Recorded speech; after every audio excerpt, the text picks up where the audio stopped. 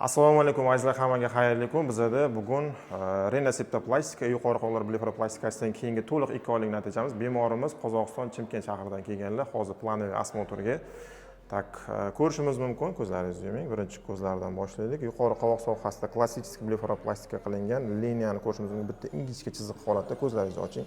Ikkala tomonda skladkalar, o'zlarining tabiiy skladkalari ochib berilgan. Juda ham chiroyli holatda tashqi burchaklar ko'tarilgan. Rinoplastikada spinkada qiyshiqlik bor edi, spinka keyin kichkina garbinkamiz bor edi. Burunning formasi ozgina kaltaroq bo'lgan, burunning formasini uzaytirganmiz. Qiyshiqligi to'g'rilangan, spinka to'g'ridan qaraganda ingichkalashtirilgan va shu bilan birga nafas funksiyasi yaxshilangan, yuzlariga mos, ixcham, polikukulning burun formasi. Natijadan o'zingiz davolanamisiz? Xudo xolasa 1 oydan keyin pastki qovoqlarini plan qilyapmiz operatsiyasini. Uni ham sizlar bilan bo'lishamiz. Charchamanglar, kuninglar xayrli bo'lsin.